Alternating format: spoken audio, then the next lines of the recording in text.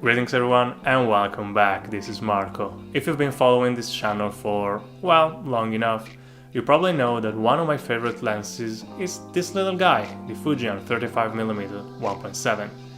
But recently I have acquired another tiny lens, the Industar 52.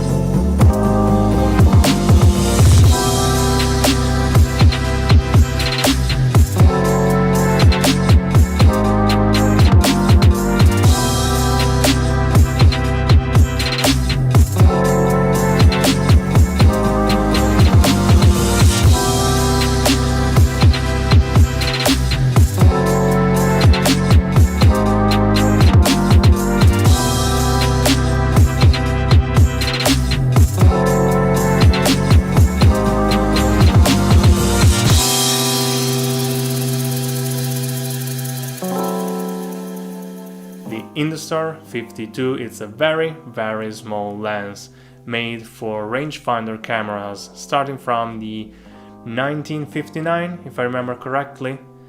It has a screw mount, either M39 or, as this one, M42, and a stepless aperture, which is kind of interesting. Although the name is 50-2, it's not a 50mm f2, it's actually, at its widest, an f3.5, which means it's not the brightest lens, but it's not useless either. The construction is quite simple. I took it apart to clean it and, well, I had no problems doing so. I actually had to clean it because, it's an old lens and it needed to be lubricated a little bit, but since I have put some oil in it, it works just fine. The focusing ring rotates more or less 300 degrees, and usually that would mean that is easy and precise to focus. Well, this lens is anything but sharp, so it is quite tricky to focus at times. But the 3.5 maximum aperture, gives you some space for error. Let's put it that way. The minimum focusing distance isn't impressive either, being at 65 centimeters, but I mean, from this small cheap lens, what would you expect? And this lens is still cheap today. I bought mine for 15 euros, which is the cheapest I have bought any lens for. Even my Fujian costed more, around 25 euros. But what are the distinctive traits, the perks, the quirks of this small lens? Well, we'll talk about that after some samples.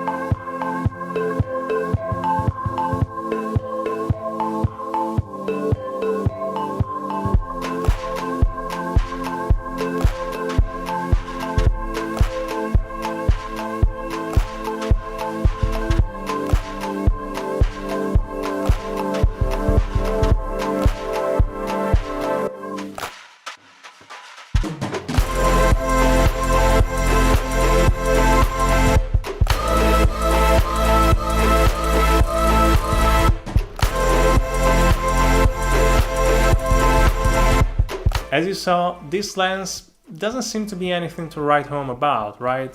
Well, because it's not. It's not really sharp, colors are, well, good. it doesn't have any specific quirks or peculiarities to distinct it from the masses of other lenses. Although I have noticed a few instances where this lens produces some, different effects. First of all, the flares. The flares are very distinct, probably because of the design of the lens or the really small piece of glass that produces the image, but it's different. Not exactly pleasant, I would say, but is at least unique. The other thing I've noticed is that a few times this lens produced a rainbow in the image that wasn't there in the real world, which can be used in some really creative ways, and it's the first time I saw something like that in a lens, so interesting, I would say. But yes, at the end of the day, there is not much to say about this lens. It is small, it is a novelty if we want, it's something to try. So personally, I wouldn't recommend it to buy. Sure, if you only have the kit lens and like 30 euros, sure, buy one for 15 euros, buy an adapter for 15 euros, and you have a second lens that lets you, experiment more, a little bit at least. And you can have fun, as I've always said, with anything, with any kind of lens. So sure, if you stumble upon and you have a couple bucks to throw at it, sure, get one. But I wouldn't recommend it to someone who knows what it's doing or needs something, a little bit more. Right, I guess I've said basically anything about this lens. It's barely not a toy. But I want to ask you something. Would you like to see some pictures taken with this lens on a film camera? Because I have an M42 camera right here and I am shooting it, although a little bit too little, but soon there will be some videos dedicated to shooting with film cameras and reviews of the film cameras I own. So let me know in the comments if you would like to see something shot with this lens as well. I guess that's all for today, and I will see you in the next one. And don't forget to leave a like, subscribe, and as always, ask questions. I will do my best to answer. I'm really tired. Bye!